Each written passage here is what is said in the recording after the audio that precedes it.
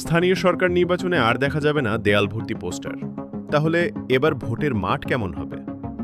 বাংলাদেশের স্থানীয় সরকার নির্বাচনে বড় ধরনের পরিবর্তনের পথে হাঁটছে নির্বাচন কমিশন।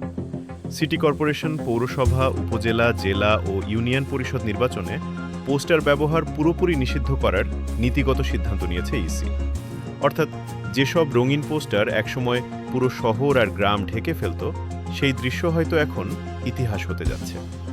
নির্বাচন কমিশনের কর্মকর্তারা বলছেন, জাতীয় সংসদ নির্বাচনে পোস্টার নিষিদ্ধ করে ইতিবাচক ফল পাওয়া গেছে।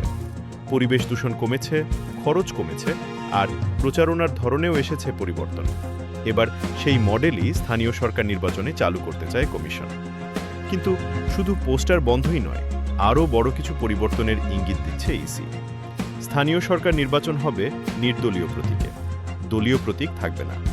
ফলে প্রার্থীরা দল নয়, নিজেদের পরিচয় আর জনপ্রিয়তা নিয়েই মাঠে নামবেন। এখানেই শেষ নয়, সামাজিক যোগাযোগ মাধ্যমে প্রচারের সুযোগ বাড়ানো হচ্ছে।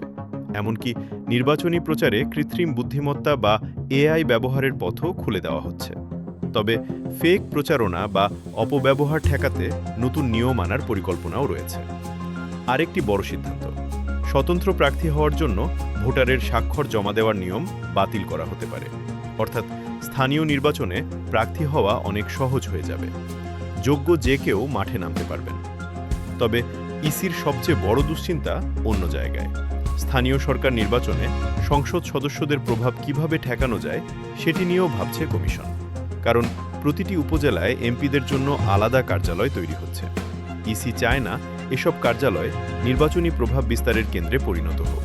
তাই আচরণ বিধিমালায় নতুন ধারা যুক্ত করার পরিকল্পনা চলছে। এদিকে দেশের 12টি সিটি কর্পোরেশন, 450টির বেশি উপজেলা পরিষদ, 3 শতাধিক পৌরসভা এবং 61টি জেলা পরিষদের নির্বাচন অনেক আগেই বাকি পড়ে আছে। এছাড়া শত শত ইউনিয়ন পরিষদের নির্বাচন আয়োজনের আইনি সময়সীমাও শুরু হয়ে গেছে। তাই বছরের শেষ দিকে বড় নির্বাচনী ব্যস্ততা শুরু হওয়ার ইঙ্গিত মিলছে।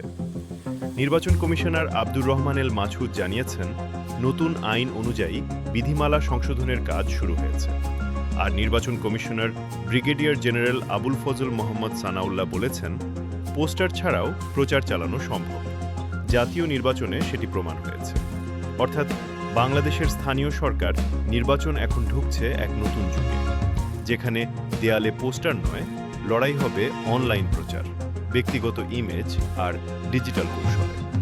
আর প্রশ্ন একটাই, এই পরিবর্তন কি সত্যিই নির্বাচনের পরিবেশ বদলে দেবে?